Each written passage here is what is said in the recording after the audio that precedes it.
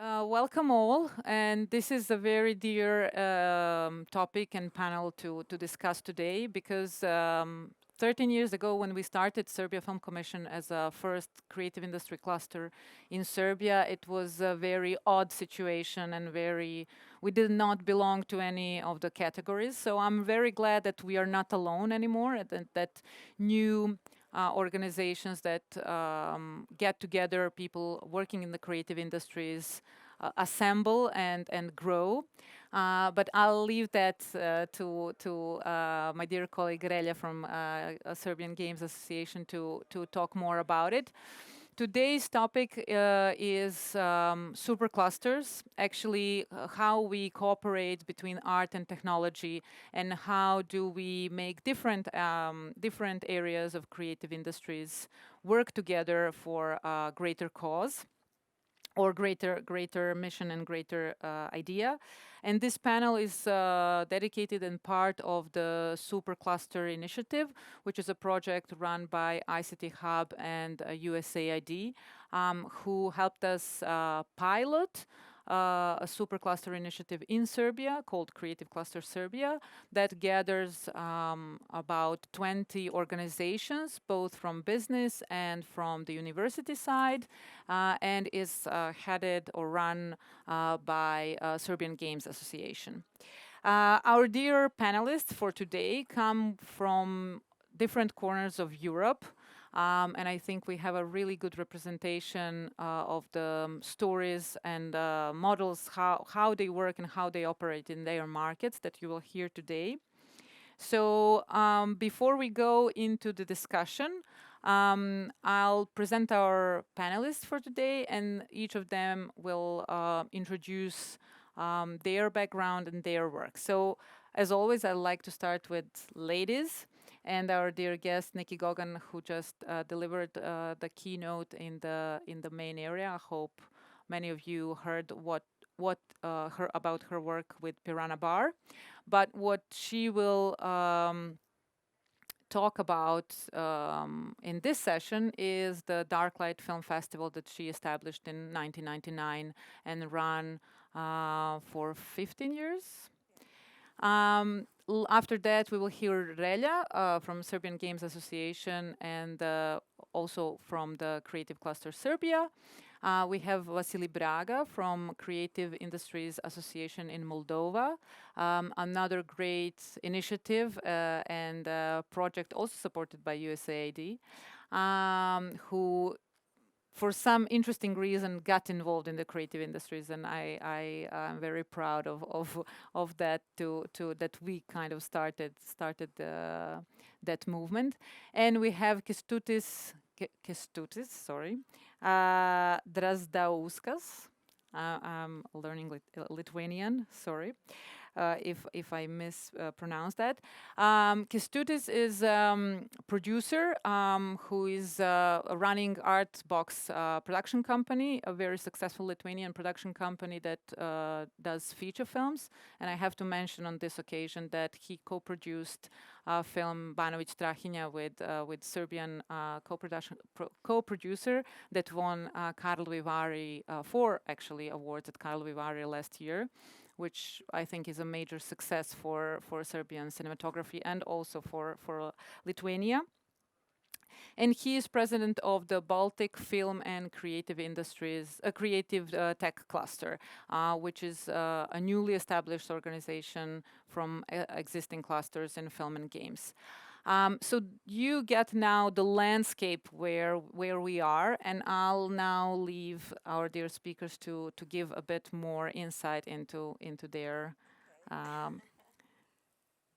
yes. Microphone.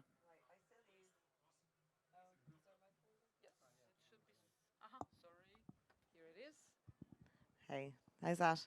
Yeah, so I've just come from the other presentation, so I talked a lot about what I'm doing now. So this is much more about my past.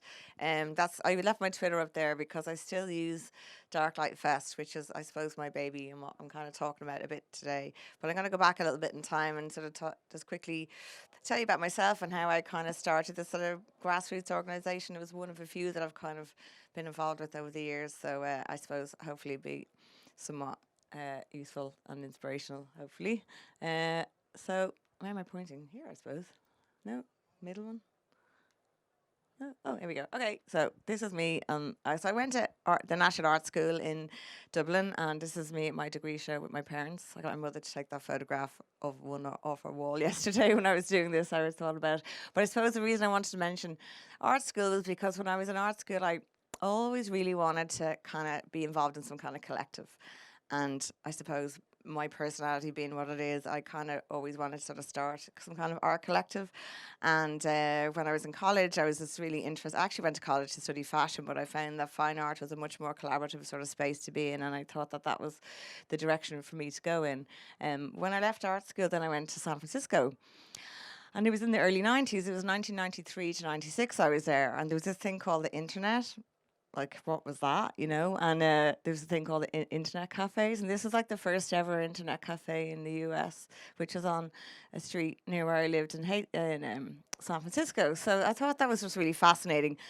And what I found fascinating about it was because the democratization that this new network allowed creative production. So if you wanted to make music or film or art, suddenly the gatekeepers, which were the traditional broadcasters and cinemas, whatnot, were no longer a barrier to getting your work to reach audiences. And I was like fascinated by the potential for this thing called the internet back in the early 90s. So in 96 I came back to Dublin, and I did a course, a FOSS course in a place called Art House, which was just set up in Dublin by my old tutor in the National Art School. And she was like, come back to Dublin, things are happening here. At the time, there was no employment and whatnot. And then actually the course I did was a course that was run by the unemployment agency called FOSS. So it was like a 6-month training course, and it was in multimedia. And that's where I learned how to code HTML and use Photoshop and use Premiere and, and use Future Splash, which then became Flash, which was to create animations for this wonderful network that I discovered when I lived in San Francisco.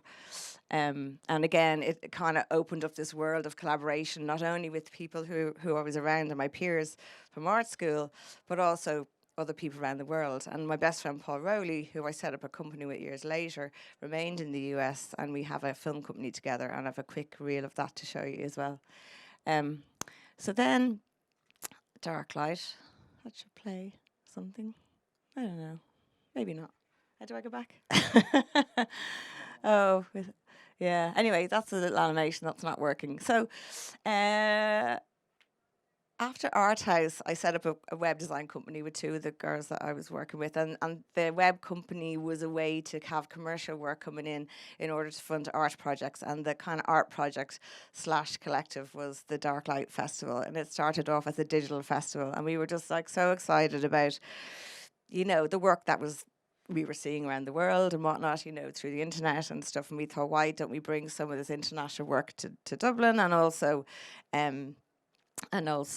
showcase Irish artists and animators and filmmakers who were embracing these new tools like mini DV cameras and the kind of software like 3D Studio Max and whatnot, and and to make work out of, and After Effects as well. We showed a lot of experimental work as well over the years at the festival.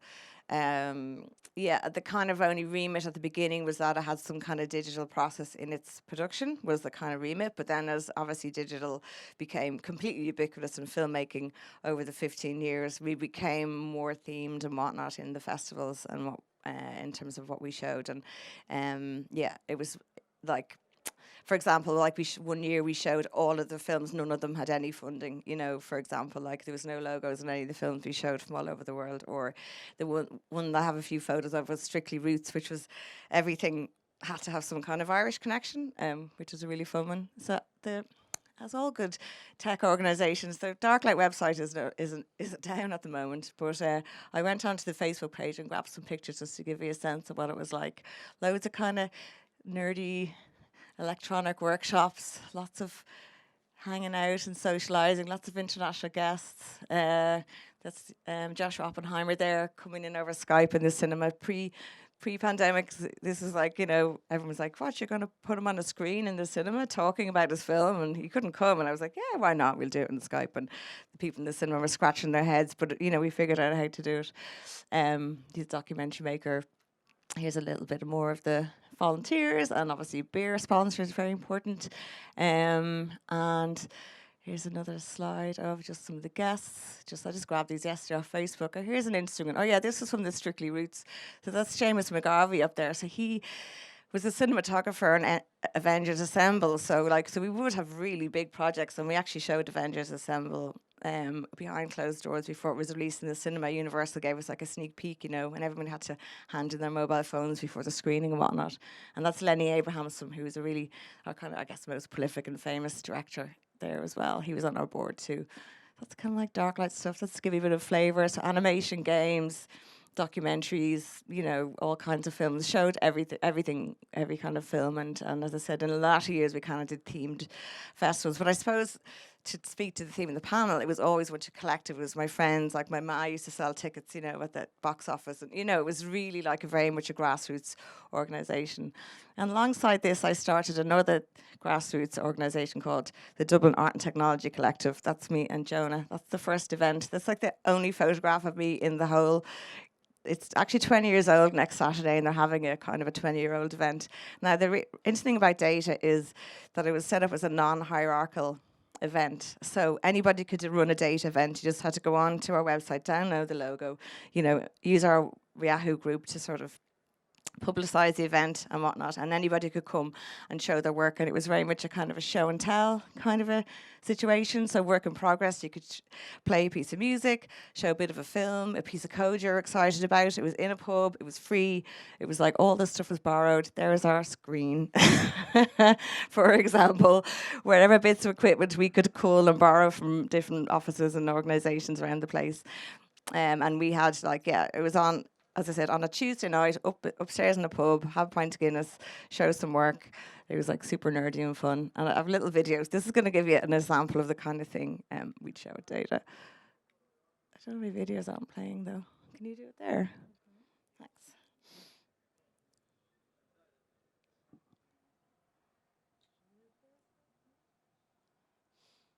So this is my friend Dennis playing electronic music using a Game Boy as a sequencer.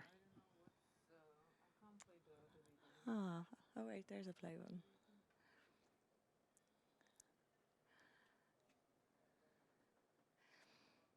No. Oh well, it's okay. Yeah, the video's not working. Anyway, that's all right. Anyway, well, I was going to also show you a quick reel for still films. So to bring the collective ethos back into my own practice as well, I also set up a film company called Still Films, which is still going, and we make documentaries, artist films, animations as well, which is where I kind of got my interest in producing animation. And it was actually through running the festival by osmosis I became a producer, because I never really set out to be a producer, but I don't think anybody really does. It's just something that kind of happens to you. So anyway, look, that's Still Films, it's called. Our reel is on our website as well. You can have a look at the work if you're interested. But again, I suppose it's just, I'm here to talk about grassroots, you know, building up your community, you know, looking to your peers. That's kind of really where you get your inspiration from and your support from, and your network, I suppose, if you're starting out in this industry. So that's my important thing I want to say today. And now I work at Pranabar, which is, if you were there earlier, oh, there. That's what we do. So a mixture of all kinds of stuff, a lot of animation as well, in Pranabar mostly, a bit of live action too. So anyway, that's where I'm coming from. Thanks. Thank you. Thank you, Nikki. How many people from the Dark Light Festival work at the Piranha Bar? Are there any ex-fans or? That's really interesting. Well, Gavin, I mentioned earlier, so the creative director of Piranha Bar, who I work with now, we were in art school together, and then when I started Darklight, I came back from San Francisco. Sorry, I came back from San Francisco and you know, did that course in art house, and then basically wanted to set up the festival, and I knew that Gavin had started working in CG animation, so I went to see him, and he hadn't started Piranha Bar yet. He was working at a different post-production facility, and basically we decided, I just always leaned on him to kind of get the inside scoop as to what was coming up, in terms of technology, new exciting tools for creative people to use.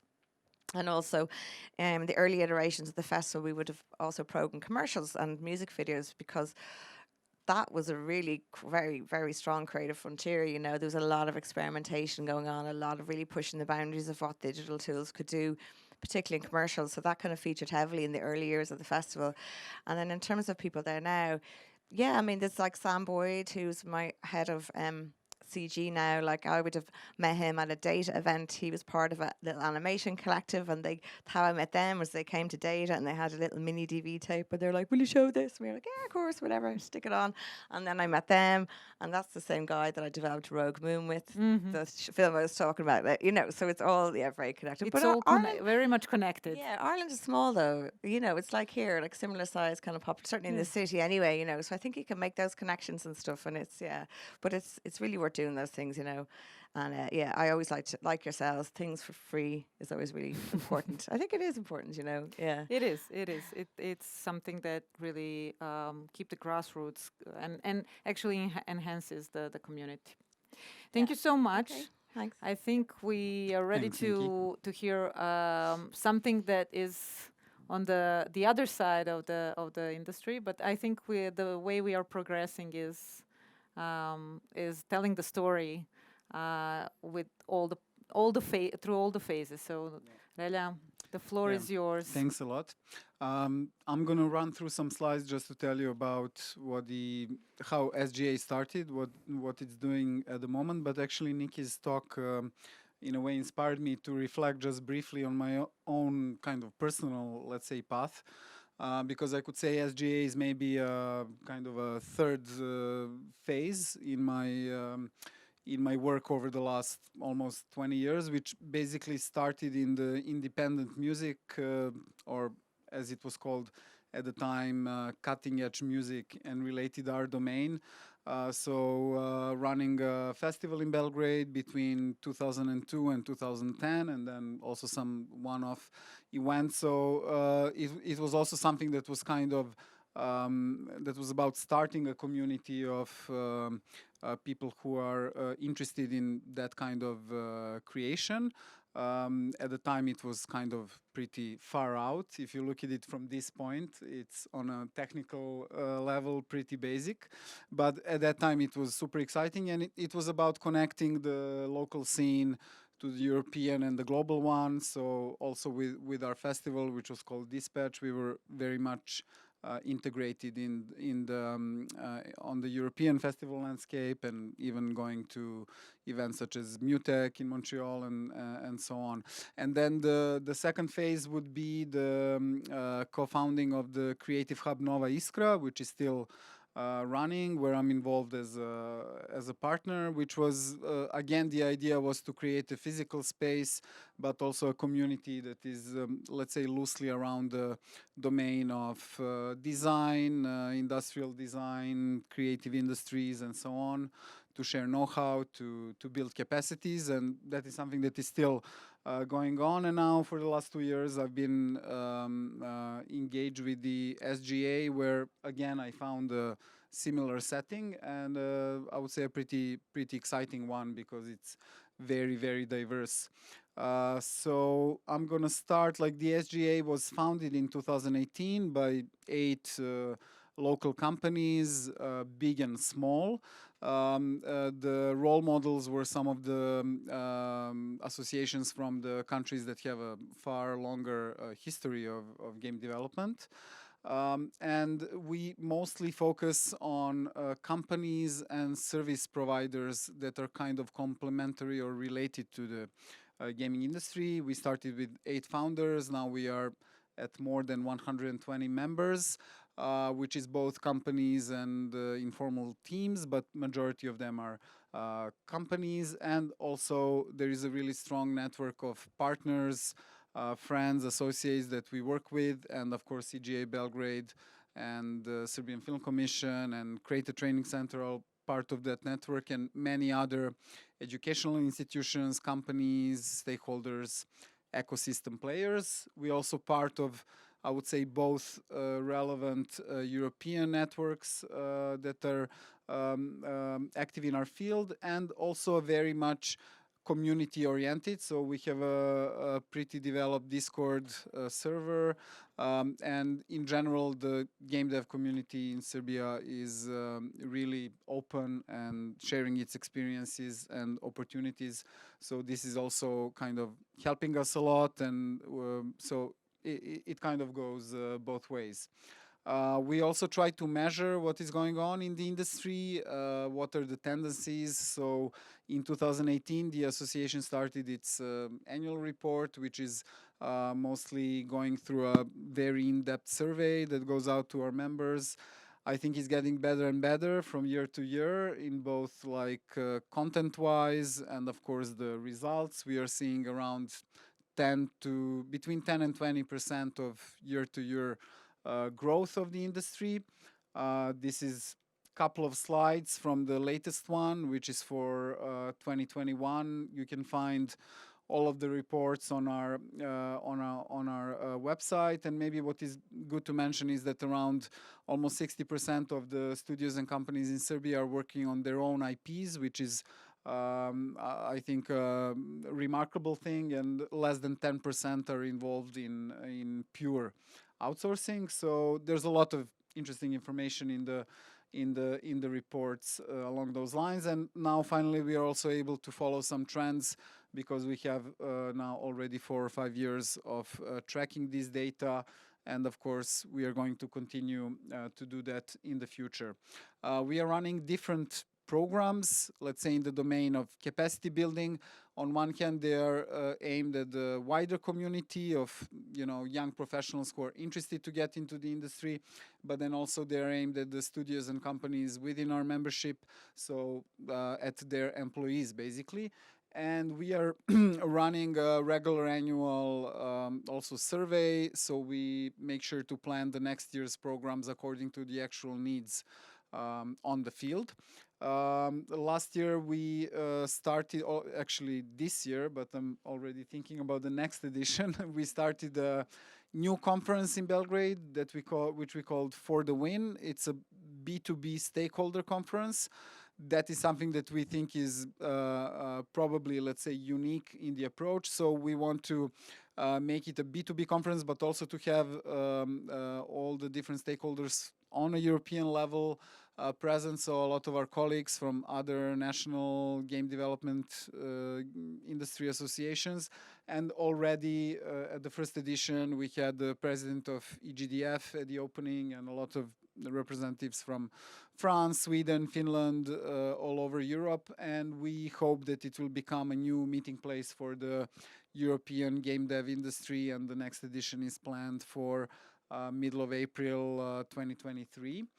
So more information on that will be coming early next year.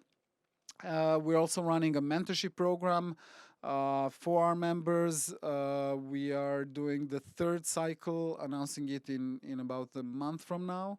What will be new is that now it will be open not just for SGA members, but generally people coming from the creative tech sector in Serbia due to the support and involvement of the supercluster Creative Tech Serbia that I'll mention later on. We did a game funding bootcamp, kind of a longer program in the beginning of this year, and then most of the sessions are available on the SGA YouTube.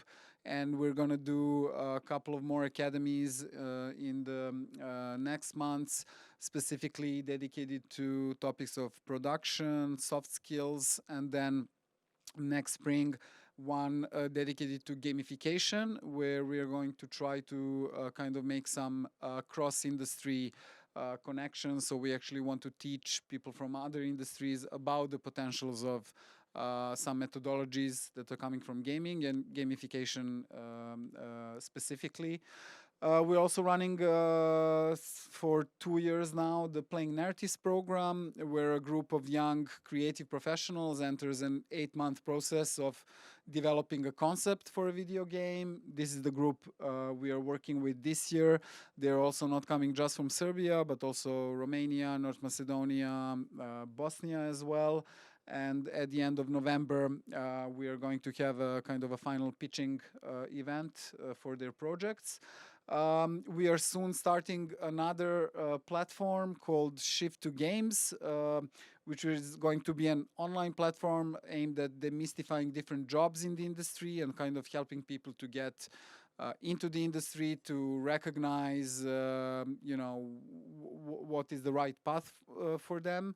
Then we're going to do next spring a Creative Tech Job Fair. We're going to be working in the future on some workshops for kind of getting people from other industries into the gaming industry and kind of saving time and energy on onboarding, basically, for both the individuals and the companies. And eventually, with a local esports TV channel, we're going to partner on producing some TV content and kind of aim at gamers, consumers, the really younger ones, but those who could maybe also recognize the professional path for themselves in the gaming industry. And just for the end, a brief reflection on the Creative Tech Serbia supercluster that also Serbian Film Commission is part of. As Milica mentioned, it's supported by USAID through the project Serbia Innovates that's implemented by ICT Hub. And we are piloting a program until the next summer with more than 20 partners and even more participating companies and organizations. We are going to do a number of different activities, including trade missions to international conferences and also supporting local events, including, of course, CGA Belgrade this year. Then academy programs that I mentioned, study visits for students and high schoolers to gaming and creative tech companies. We're going to do some, besides the SGA mentoring, which is on the individual level, we're going to do some business mentoring for small or middle scale creative studios and companies. There's peer groups, advocacy activities, new partnerships, and also internationalization is going to be really in the focus. And in that regard, we are actually hoping to be present next year at Gamescom, the biggest European game industry fair, with a kind of a national presence and a national booth. This is the website of Serbia Innovates, and thanks a lot. And please follow all the SGA activities if it's relevant for you on our social media channels. Thanks again, and I hope we have a nice discussion. Yes, thank you, Relja. This was really a broad intro into everything that you do, and it's really an accomplishment for a short period of time since the whole association started. We are keeping the word, I think, in the realm of gaming, because Vasili Braga is is that self-titled game dev and evangelist?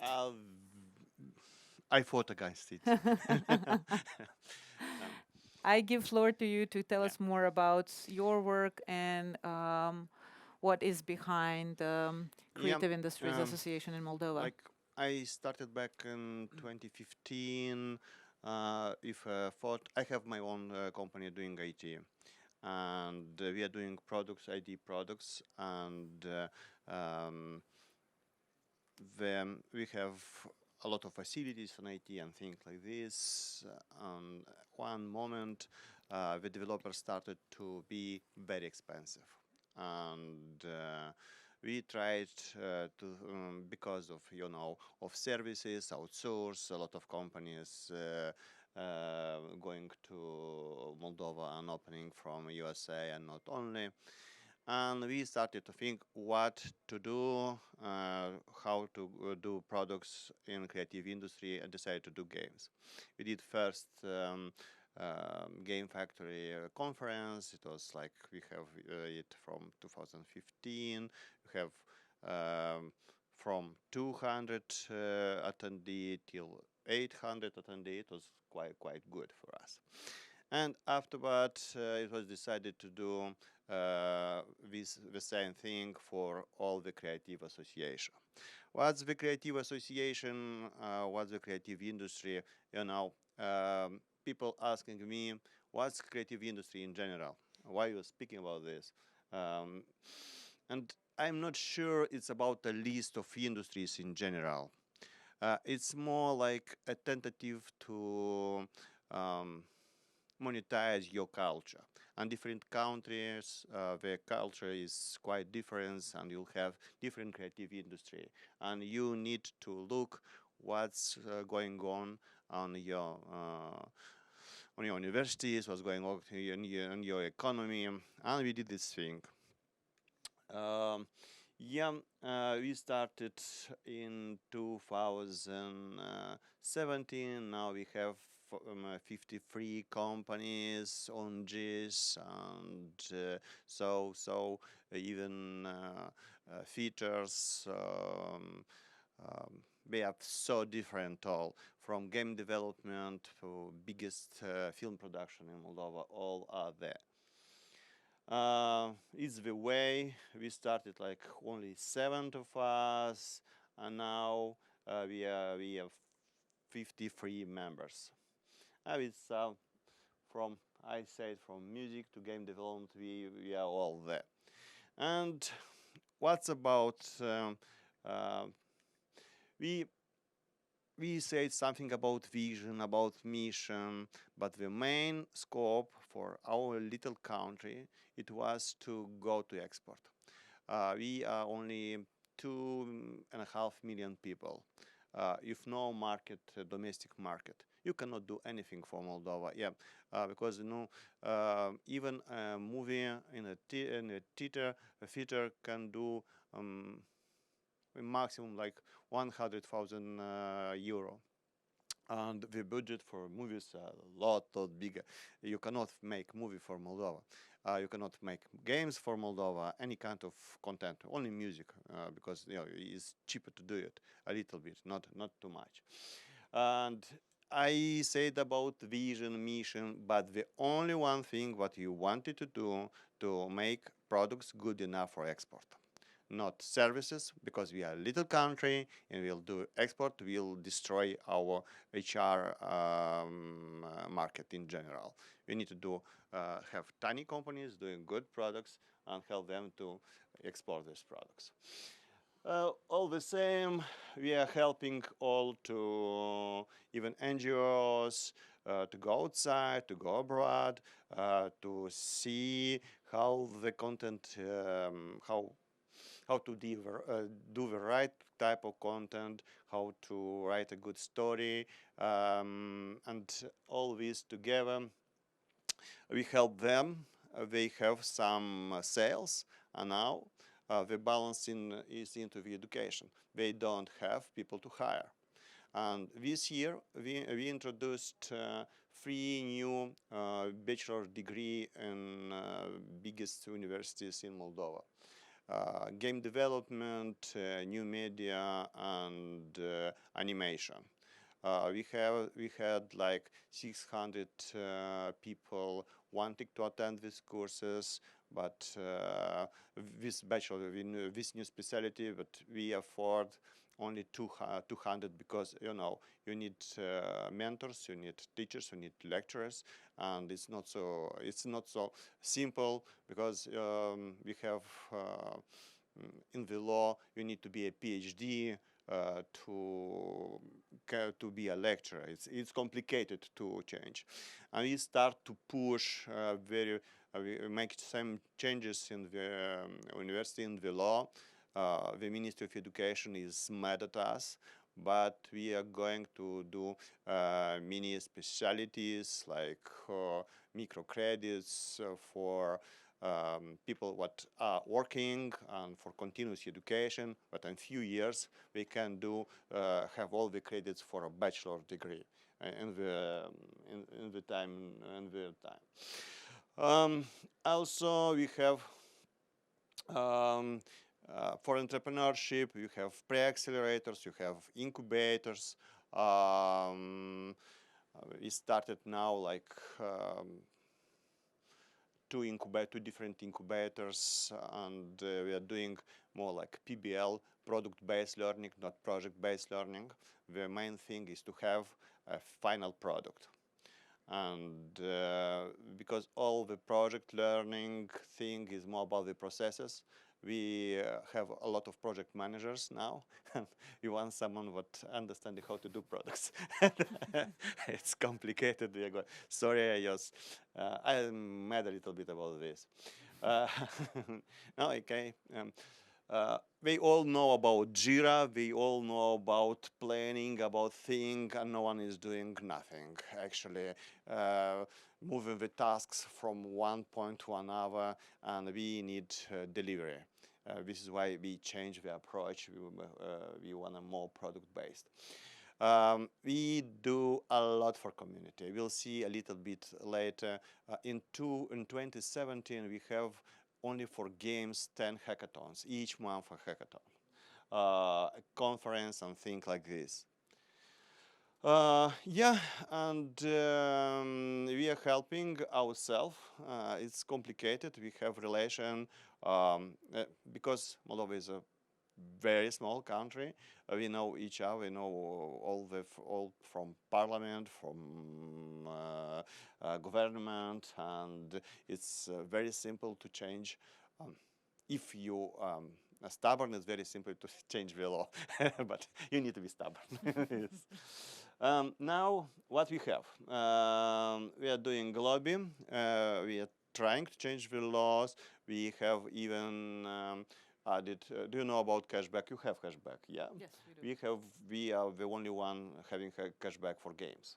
You can have cashback for games. It's a good thing what we did. We have two centers, like physical one. Hardcore is more about community and education, 1,000 square meters. Conferences, and the second one, MediaCore, is about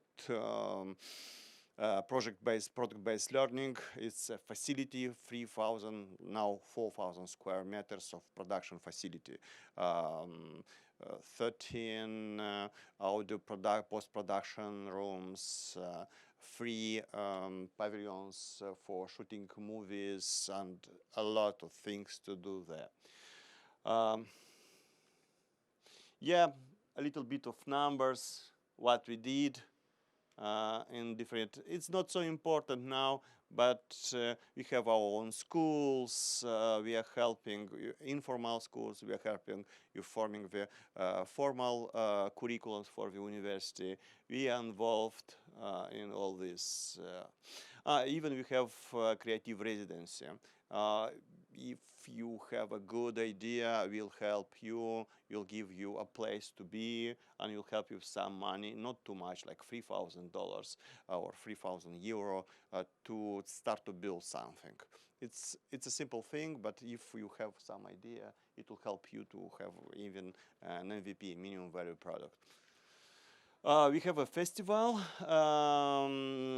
10,000 people this year attended in 5 different locations, movies, seeing movies, animation, speaking about game development and all these things. It's more about the second media core. Yeah, and our stakeholders, core members, residents, students, the university what we are working with, we're working now with 5 different universities. With 3, we introduced the new curriculums, like in State University, Technical University, and Pedagogical one. We have Academy of Fine Arts for the next year, and one more regional university things. This is I draw myself. I'm not a good painter, but this is how it works. We have memorandum of understanding with the government, with the donors, and other things. All this tied together in one center, having Creative Industry Association, the center. We are making our own money, but we are trying to help to not destroy, I don't know how to say, right? To not to spend the money from the donors on bullshitting. We are helping to create the products, and helping. Now we know how to do the products. Now we are helping to do a little bit of PR and media to understand how to sell the products. Is the next step. What we are helping. We're trying to help them. It's all. I said too much, I think. No, I think you said all the important parts and all the important bits, but I'm sure everyone has a question so keep that thought. I'll give the floor to Kestutis to tell us more about the Baltic Film and Creative Tech Cluster. So I think now this grassroots initiatives, establishing large organization and everything comes into another format and another framework. Ja, dobar dan. Hvala na pozivu. Dobar dan. Srećen sam što sam u Beogradu. So my background is actually linguistics. I love languages, and I think that helps me somehow communicate to people and companies. And so I come from Lithuania, a tiny country with 2.8 million people, so similar issues as in Moldova, I would say. I was lucky enough to start in the industry in the 90s, right after the collapse of Soviet Union. And of course, it was a very tough time, but the time of opportunity. And so I was kind of in the beginning of establishing the infrastructure for Lithuanian film industry. And I was very lucky to be trained by American producers who came to this very cheap country to do, you know, their movies. And so this new generation started their own businesses and started developing the industry. So the first attempt to clusterize started in like 2007, and we got incorporated in 2010. I'm talking about Vilnius Film Cluster. And then another, so we got incorporated in 2010, which is 4 years before the Lithuanian Film Center was established. And the film industry in Lithuania was so small that we were doing 2 feature films every 3 years.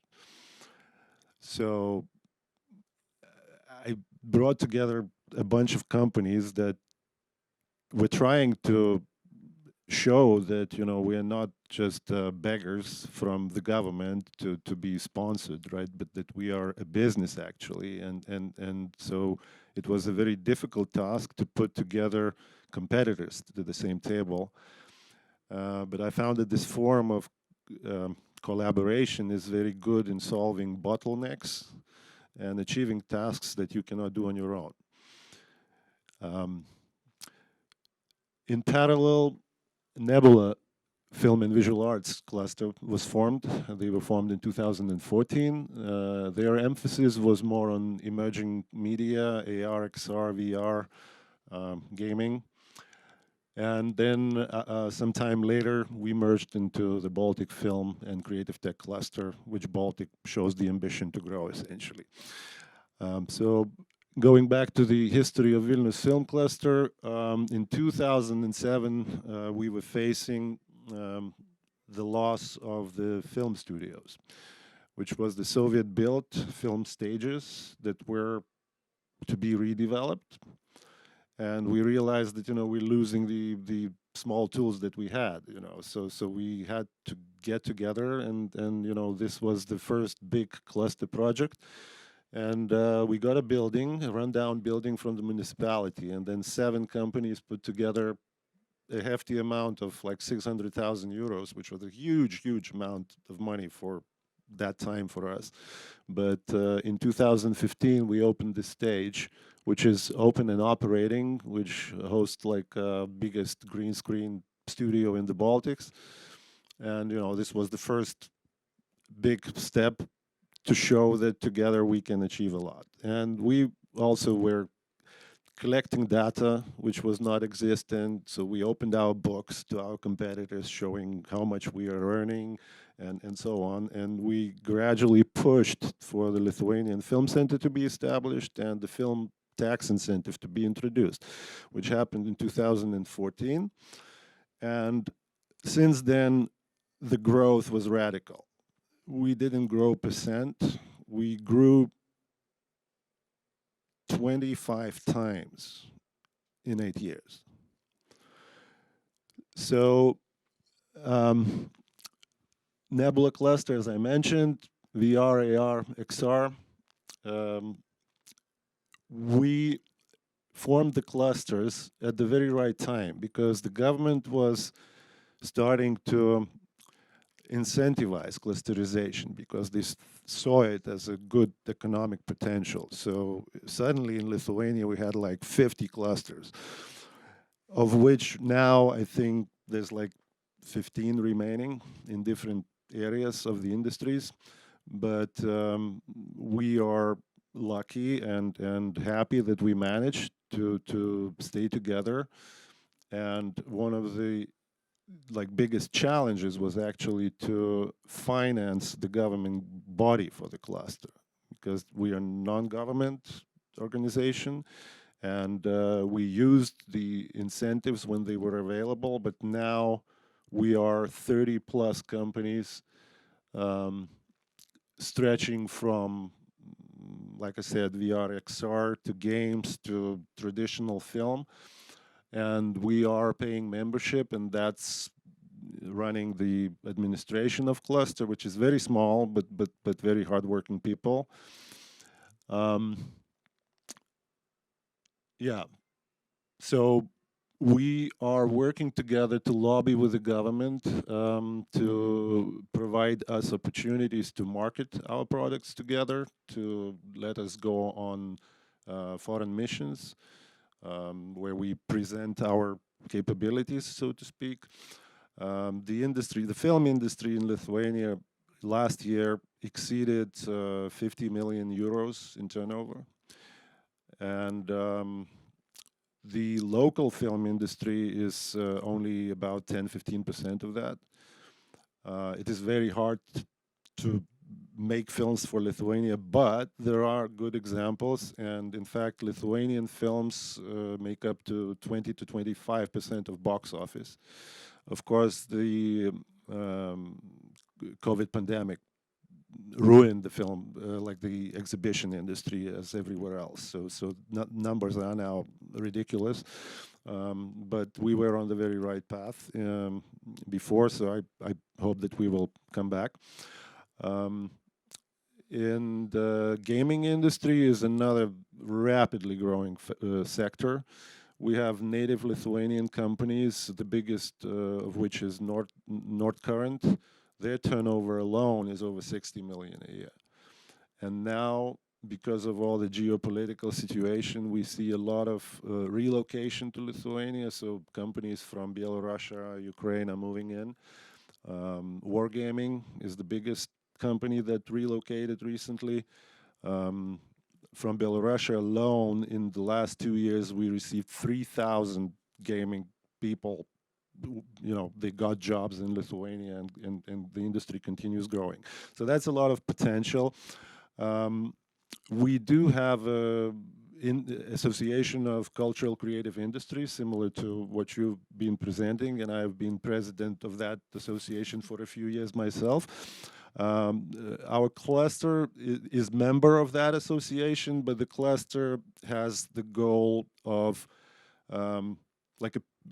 mostly economically targeted goals. Associations, they have a much broader goals, so to speak. So we concentrate on building new partnerships, building new products, and enhancing the export possibilities of the industry at home.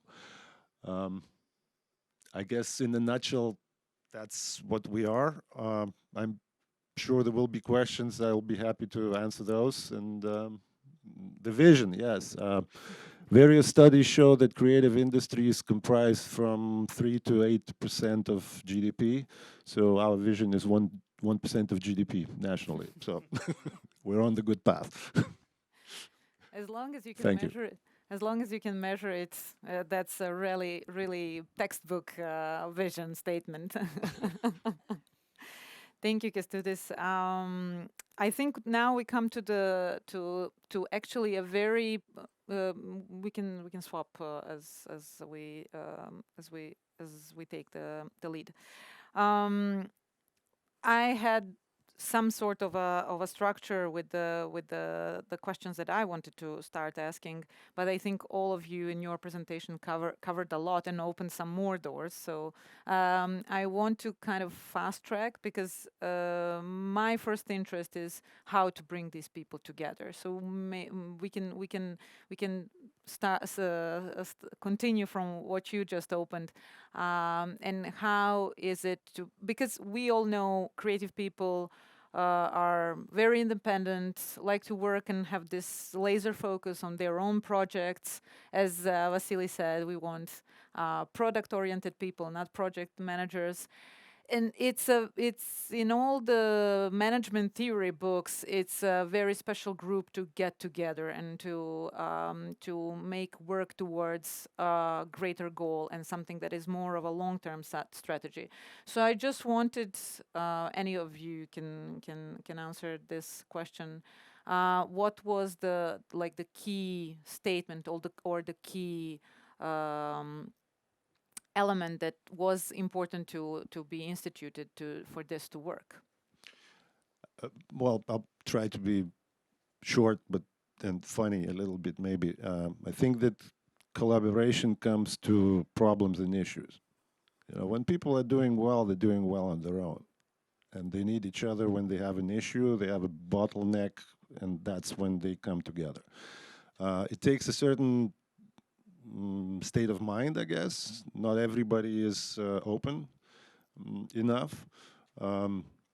Creative people, I mean, we're dealing with creative people all the time, whether we are clustering or not. So I guess there is no good recipe, but you need creative people to come up with like wild ideas. At the same time, I'm very pragmatic. You need money. You need money, and you know, unless behind the vision there is also, you know, material goal, it's not going to happen. And it can work for a short while, but you need to have very solid foundation to finance it initially, and then to see what's after you receive the goal. So that's essentially my view on it. Yeah. Everyone is good at extinguishing fire, but you know, let's try to see what's after that. Vasili, you wanted to add something? Same thing. You need to understand, in small countries, I don't know how it's in big countries. Small countries, you have like 30 companies doing movie production. We are not actually production houses. We're not actually ready to do simultaneously 3 or 4 movies, because you know, we are renting all the things, and you know, don't have issue. And we bring them together to start discussion. What do you need to increase the production? We'll help you if new customers will help you with new arrangements, but what do you need for to increase the production? And from one point the problems, and from another point the possibilities, and you need to make this balance to work like this. Now you are helping them to resolve the problems, and afterward the new progress arrives, and it's a balance, and you need to keep an eye on it. Yeah, maybe I can say in relation to the Serbian gaming community, I think with it started on a very let's say innocent level, because there were very few companies that were doing like substantial projects, and I think when the association started, it was just enough for people to meet up and to network and to kind of, I mean, by definition, this is a kind of a, at least a little bit geeky community. But then now when we are kind of doing all these sorts of programs, we are also, as I already mentioned, trying to meet the needs, but not of the, okay, there are some general needs of the community, but there's also very different players in these communities. So, and we, you know, on one hand you have all the super creative people, then you have all the very techy developer guys, then you have the founders and the so-called C-level, you have the financial, you have the HR and so on. But actually we are now, I will not get into too many details, but we have different initiatives, networking environments, events, and trainings for all these different people, so who are part of the industry. So that's kind of how we are trying, you know, to go from the more broader, like we had an event maybe 10 days ago, which is only about hanging out and kind of, you know, after holiday meetup of the whole community. But then when we do the specific programs, they always have a specific goal and target audience. So it's not about quantity, but about getting the right, let's say, trainings and exchanges for the right people. Yeah. I think just listen to the three of you talk, and obviously you're doing something very different to me, but I think having somebody like you three across in these organizations, and someone who's tenacious and obviously a clear thinker and can think about the future and plan as well is really important. Like Animation Ireland is a similar organisation in Ireland. All the studios are members and whatnot, and we've a new head of Animation Ireland, Rowan McCabe, and he's just like, in the last couple of years, the amount of stuff he's done, because he's like you guys, super tenacious, really just has a clarity in terms of what he's doing, and all the stuff they're doing now, like they're lobbying the government, they're doing training courses, they're training the universities to teach them what we actually need in the industry, you know, all the kind of stuff you guys are doing. So I think having someone at the helm, or a couple of people at the helm, I know you're bigger, some of you guys are bigger organizations, I think is obviously really important as well. Like, so, I'm so impressed with all the stuff you guys are doing. Brilliant. Yeah, I think it's also, I mean, I can confirm everything that you just said from the perspective of the Serbia Film Commission, and yeah. So we are in a bit in a same boat, trying to cater the needs of the industry, trying to lobby to the government and represent in the industry, offer some hanging together and exchanges, and it's very complex environment that we are navigating, having a very limited resources, either from the fact that we all come from the smaller markets, or because the industry is not there yet to support to the full extent. I'll be very fast. We have algorithm for this, how to create an industry. We tried an IT in like HR, or like HR. Yeah, you need to have a funnel. First year, you'll have a lot, in this funnel, a lot of inspirational talks and things like this, a little bit less of skills, hard skills development, even less soft skill on business and practically know about business. And year by year, you change the percentage.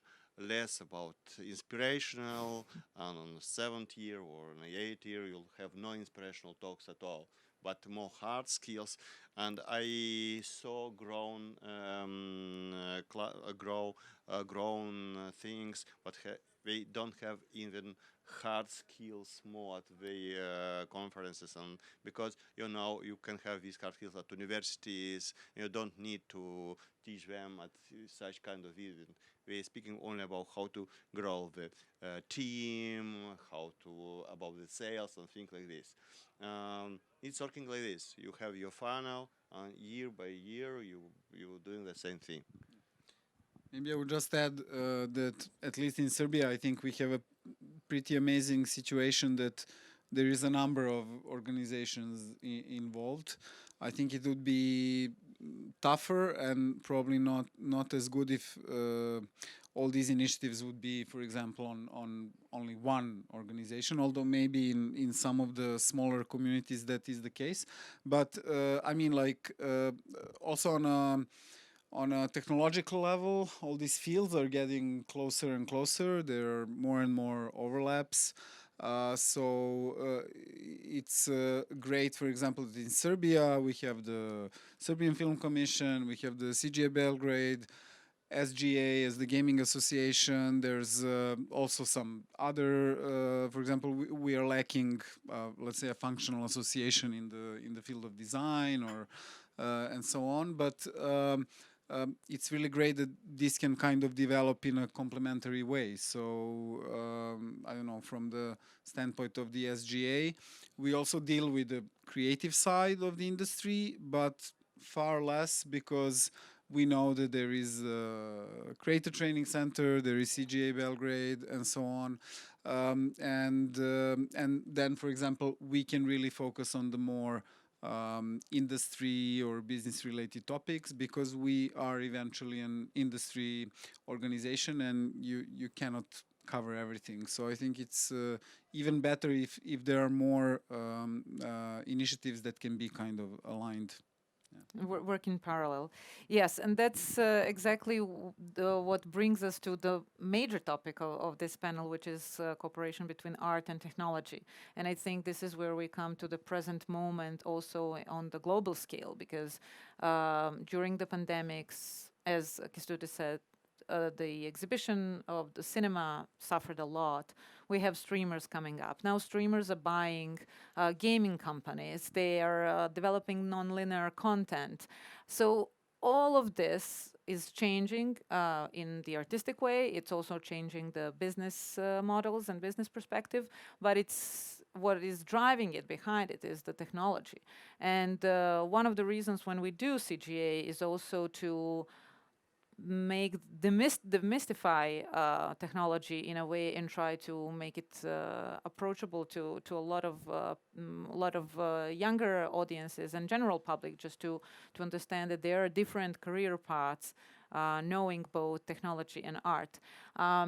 So this is where I wanted to hear your perspective. Obviously, you are probably the one that pioneered this concept in a very informal way. Yeah. But just to talk about this collaboration at this present moment, and where, or either as a community or from the individual point of view, from Piranha Bar, how do you see it shaping in the next couple of years? In terms of art and technology, Yes. yeah, I think the education institutions, I suppose, and the kind of courses that are available to people seem to be always evolving. So like the National Art School that I went to in the 90s now have like in their kind of design kind of, which would have been graphic design, and then there was fine art. The middle ground between this is really interesting. So there's the space between design and fine art is broadening, and that's, I think, where all this sort of interesting work is done, and people are learning about this. So they're teaching motion graphics, they're teaching game design, they're teaching, all the kind of like those other kinds of career paths you were talking about. That's so interesting, opening people's minds as to what kind of career path you can have within gaming. It's so interesting. I was actually at a women in gaming, like meetings like this, organizations like this. I was at a women in gaming event in Dublin a few weeks ago, and they were talking about that too, the paths. People who go to art school, what path can you have if you want to get involved in gaming, and all the different creative roles around that. So I think how it's happening at the moment is things like women in gaming, women in film and TV, organizations like that. And one of the suggestions I had to the women in gaming group was, because don't work in gaming, but I went along to have a look to see, is like, why don't you run your next event in the IEDT, which is one of the other art schools that has an animation department. So it's kind of just trying to disrupt, I suppose, those kind of traditional journeys from, if you're good at drawing, where do you end up? You know what I mean? So it's that kind of idea, I suppose. So that's why I think it's really interesting, because it's becoming more fluid, and I think that it's in the heart. The heart of it is in the education world, I suppose, and then also, in that kind of having, in terms of the industry, having the R&D space as well available, which I was telling you guys last night. We've Enterprise Ireland, which is an organisation who supports exports basically for industry. But another thing they do is they give you 50% funding to buy time to do R&D in your studios, and that's really important. I don't know if you guys have anything like that coming from. It's a government organization basically, and I think that's really important to have that R&D space within industry to give the artists and the producers and the people who run the businesses that space to sort of make sure that the new technology is being introduced to your artists in the studio. So on a real basic level in Pranabar, trying to get the guys to take time out to learn how to use Unreal Engine is like impossible. They're like, I'm too busy to learn new software. Are you mad, But then I have my R&D team and they're, kind of steaming ahead with it. You know what I mean? So that's a real kind of practical thing, I suppose. Yeah, so even in a smaller studios, it's always good to have a couple of people that take care of R&D. But there's all no the way. geeky stuff. Yeah, there's no way we'd be able to take the time out from making the ads, which basically pay all our wages. Do you know what I mean? To do the R&D that we need to do. So having that is something that I don't know if you guys have that available. Something maybe you could think about putting that little bit of money aside to give the studios to contribute. And it's 50% of the time, or the money is spent on wages. They give you a contribution basically, but with the view to, that's I think why Ireland is very good at technology, because I think because of Enterprise Ireland and because of that programme supporting R&D. Anyway, does that answer your question a little bit? Okay. Every answer opens new doors and opens something. But Vasili, you have this experience of running an R&D center. Yes. I had two presentations. You know about this. The second one is totally AI generated. All the graphics and all the text was AI generated. I'm a lecturer at the university, and I'm starting with this with my kids, my students. And I said, you don't even need to read all this, but because I generated this with 2 words. And now you are trying to do 3D modeling, art, and things. Let's speak about your future. And it's a complicated thing to speak about, because all changed very, very fast in a few months, like starting with June with Midjourney and text generation. Now we have from NVIDIA 3D generation, very, very good, and in a few moments we'll have animation generation, I'm sure, but we'll have animation generation. And even if all is very dramatic from professionals, I'm finishing this with some words. Guys, this is, or girls, is actually not AI, not artificial intelligence. This is augmentation intelligence for you.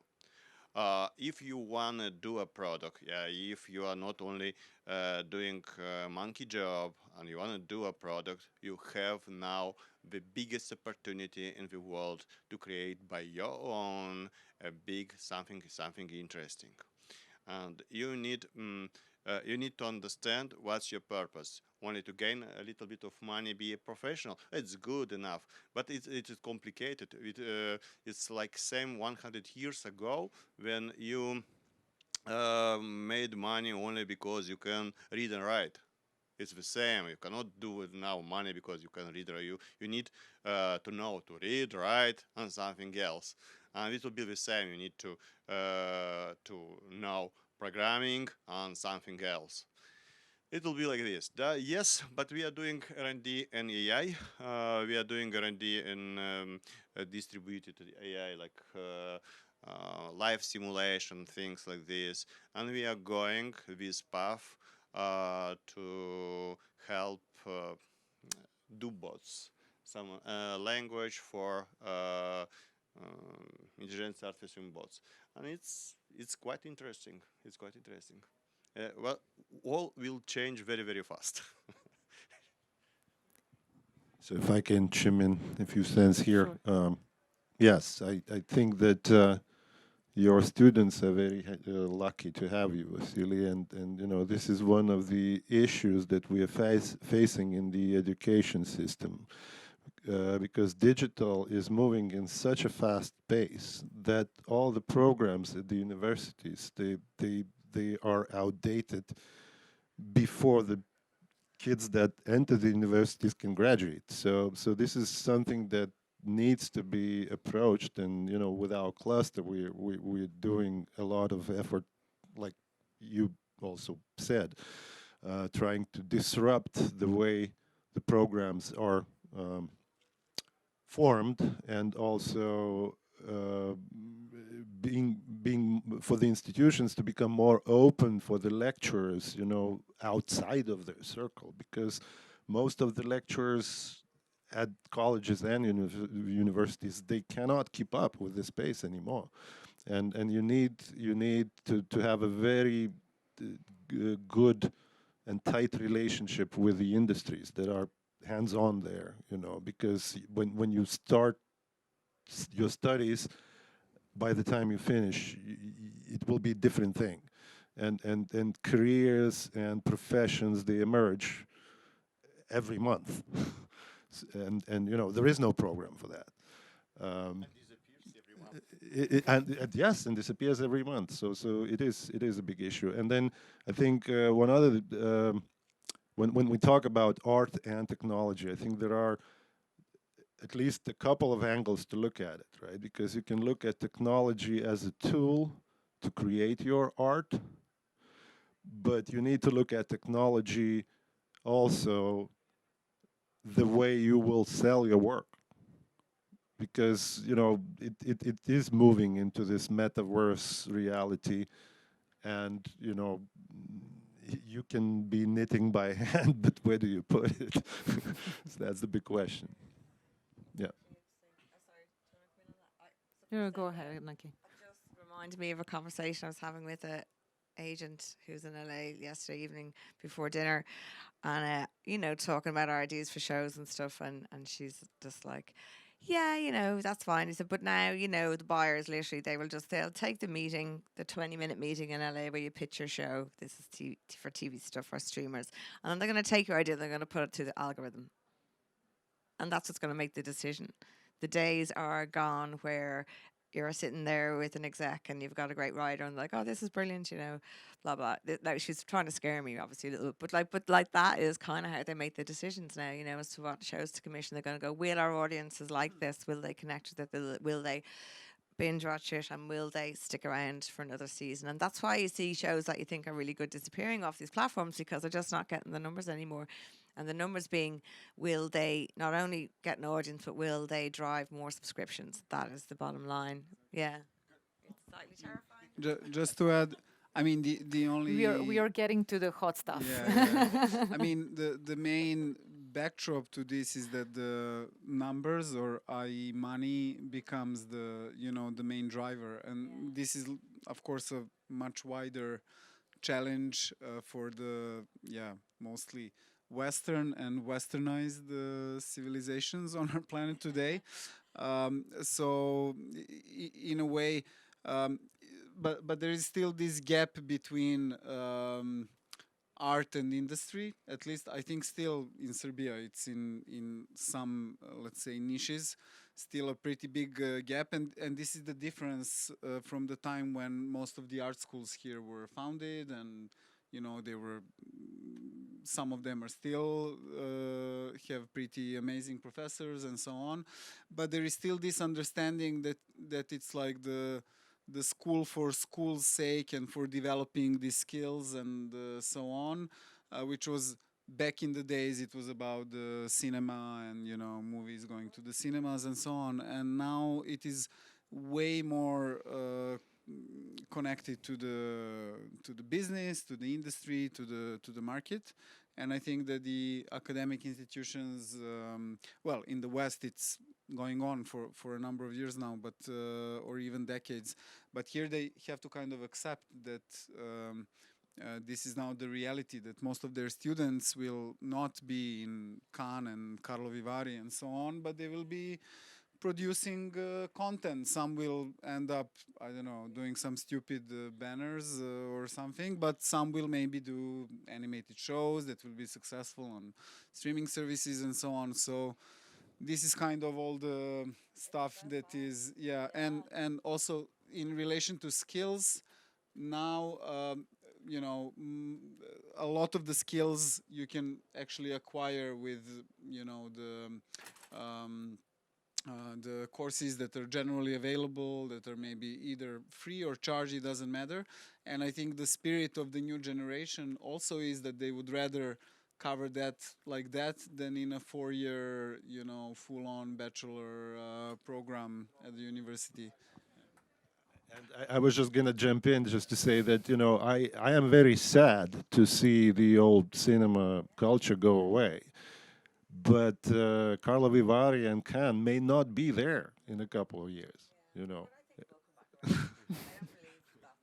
What I want to say, what we are trying to separate in the mind of the students, two things, like the content, like the story, and the media of propagation. Yeah. The technology is only about media of propagation. It's not about the archetypical of story, of plot. This is stuff not changed from thousands of years, and it will be remain the same. We need to make this difference.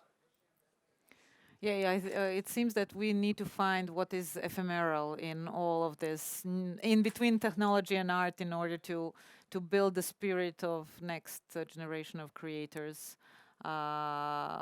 to continue doing what they do best, whether it's, you know, with despite what's the technology that is latest, or how many softwares they know, or so before we wrap, because it's also time for a break in the program, in the overall program. I don't know if there are any questions from the audience, because I have one particular question for all of you, and that is, what is the goal that you hope to achieve? What that you be happy to achieve by 2025? Is there any thinking? Because now we are in this forward-thinking mode. Is there something particular that you would be say, okay, we did it, we achieved it by in the next 3 years? Maybe I can Yeah. start because the Mick is here. Well, on a very, let's say, specific note, I think for the SGA or the local gaming community, the goal would be to enable, like, let's say, a new wave of successful studios from Serbia, because I think we had a pretty big push over the last, I don't know, 3 to 5 years. There were major acquisitions, and they actually turned out to be the biggest ever acquisitions in Serbia in the IT sector. The first 3 are coming from gaming. So what we want to kind of achieve is to avoid having a big drop or a gap where you know, we have some empty years until again some smaller studios manage to be successful. So this is our focus for the next period, and I hope not that we make it, but that the studios make it, and then we give them all the support that they might need. To make That's it in a short. rule, not an exception. Yeah. We are more into publishing, distribution. We need our goals are into distribution. We need some publishing houses in game development and local publishing houses, and we'll be working hard. And to tie our incubator with network distribution on movie production and things like this. This is our next goal, and I'd be very happy to make to make these ties. I have 2 very practical goals. One goal is to have a functioning virtual reality studio in Lithuania. And the other one is first Netflix commissioned Lithuanian show. Netflix or other major streamer. That's a very good, very precise. So everyone will know It's like when it's done. Yeah, too dissimilar from yourself. I mean, I have to say that that algorithm comment, but you're right though. It's still about connecting with audiences, right? Even if it's an algorithm telling you, or it's a test screening done in Hollywood or whatever to tell you what is working with an audience or not. And I suppose for us, it's definitely in a similar way to try and have one of our shows commissioned and made, whether it be a streamer or a broadcaster or whatever, so that we can reach audiences with our bonkers characters and stories. So to make a global or impact. yeah, well, yeah, that would be great. That would be a big goal. Get shows into production. Yeah. Thank you all. Do we have any questions from the audience? I can't see very well from the light, but our lovely assistants are here to pass the mic. Here we have someone in the first and the... Thank you for a great conversation. I just wanted to ask, where do you see advertising as part of this story? Because I'm someone that comes from the art world, but I've seen a lot of potential in advertising because the projects are smaller and the budgets are smaller, but you still have a chance to work with all the creative people and technology. So where do you see that being part of the story, or perhaps partially a solution because you get a chance to work on projects and, you know, get to know all these programs and everything? Do you see it? Yeah, I mean, I don't know if you saw my presentation earlier, but our studio does do commercials as well. And I don't know, for every couple of years, it's like, this is the advertising industry is over. You know, we keep hearing about the death of the advertising industry, but it keeps re-emerging. I think because of that, I think because it's super creative, super inventive, you know. So I think it's a great way to a training ground for a director, for sure. You know, some of our greatest directors, like Lenny I mentioned earlier on, like he directed commercials in his earlier career. A lot of people, if it's director you're interested in, or any of the kind of creative of crafts, I suppose, that go into making a piece of moving image work, you know, it's a very good way to learn and to get experience, I think, you know. For sure, like, and I think it's, I think there's some things in terms of our industry, there is a shift in that the smaller ads have been absorbed by the agencies themselves, so, the gatekeepers, let's say, between the brands and the actual production companies. But I think at the same time we're seeing more brands going directly to the production companies themselves too, so the agencies are kind of in some way, I guess, making up for some of that ground they're losing, but they're internalizing the smaller productions. So, you know, there's, I guess, two paths: try getting involved in or getting to work with a production company that does commercials, or as an agency that also has in-house as well, you know. So both those things kind of are happening at the same time, which is interesting. So it's changing the industry, but I don't think it's dying, as people keep saying every few years. They always say that. No, it's not dying. It's a fast but very short money, and you need to work a lot in selling your services, and you'll burn out if you'll do only this. You need to balance. Only on advertising, it's a complicated world. Yeah, this is. That said, I think technology brings lots of tools to be creative and different nowadays, right? Because I mean, there's like mainstream advertising. It's kind of clear, and it's becoming more tailored and, you know, consumer targeted and so on. But, you know, I see a lot of potential in technologies like projection mapping, for example, you know, and be special, right? Advertising is about being special. So, yeah, think out of the box. With projection mapping, we helped a winery in Moldova to become the most creative winery in Europe. It was like a project for 3 months, and the interactive installation of projection mapping, and they boomed. Yeah, you need to count, of course, you know, the balance of cost and effectiveness, but nonetheless, there's so much in between. There was another question.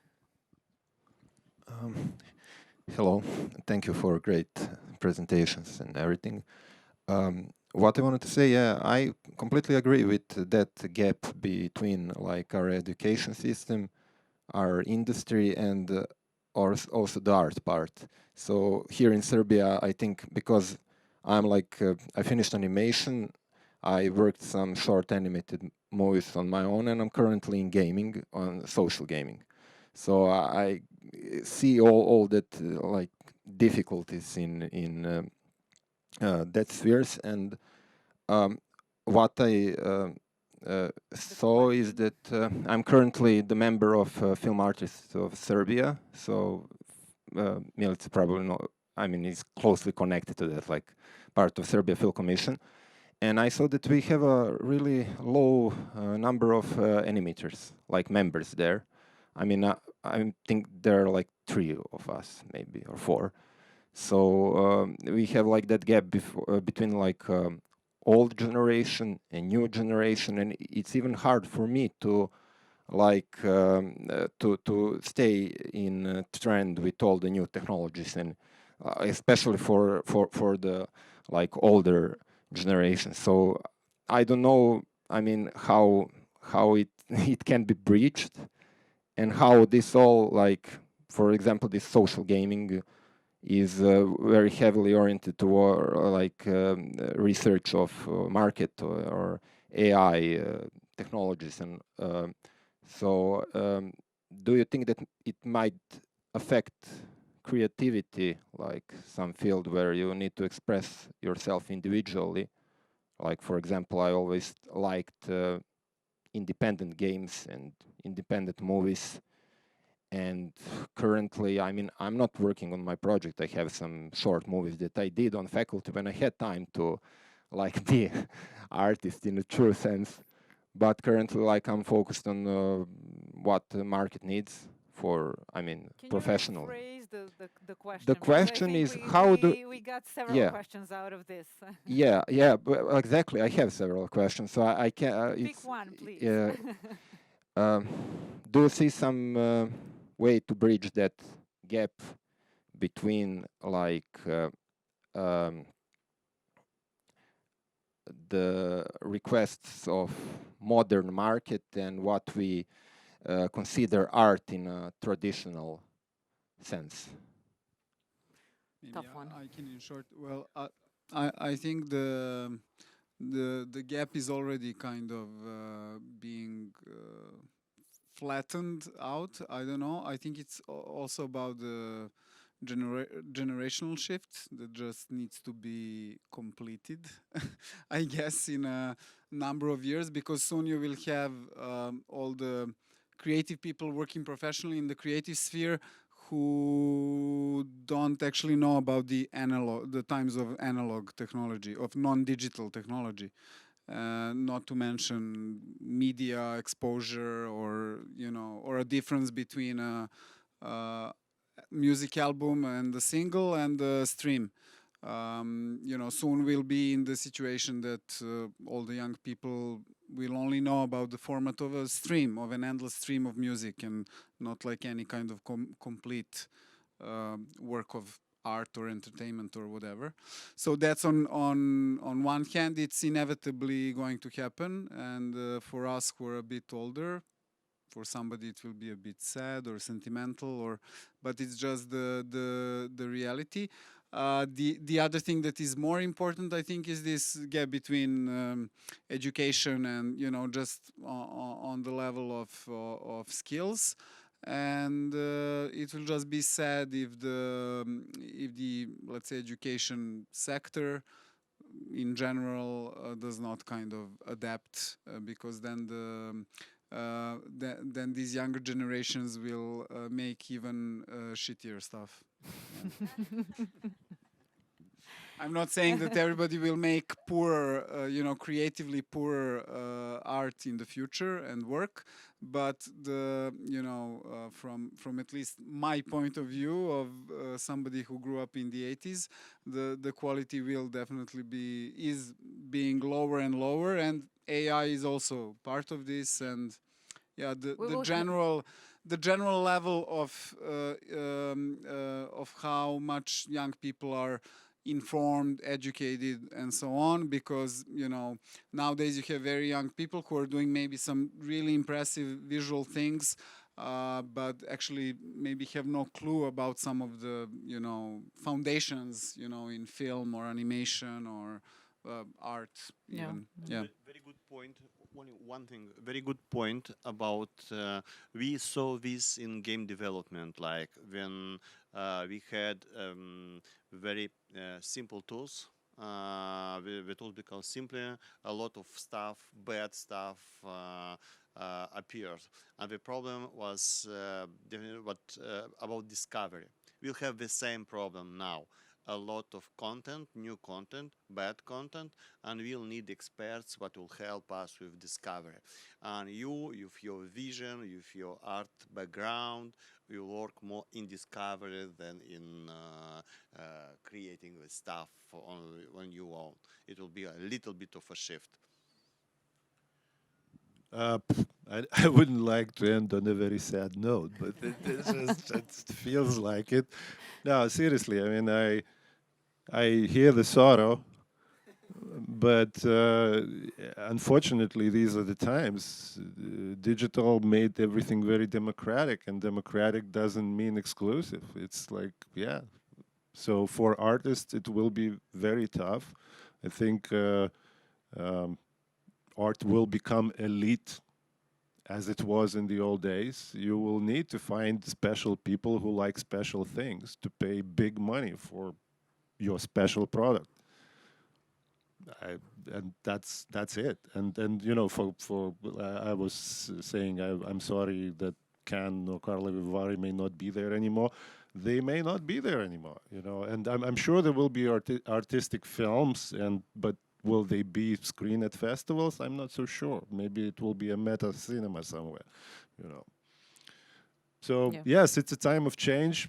It is always difficult. There is no easy solution, I'm afraid. Yeah, that's. Thank you for that. Thank you. It's not a sad note. I think it's why we themed this year's conference "Remodeling the Future" because it's on us to steer this ship in some way and some direction, and actually discuss what are the aesthetics and what is the quality and what is the art considered with everything that we have and everything that surrounds us. So yeah, as one of our speakers that will be later in the day, they actually took that sentence, but when we were doing the CG accelerator, they said the best way to predict the future is to create it, which is Peter Drucker, not of their own wordings. But let's make this a positive end of this panel, and thank you so much, everyone.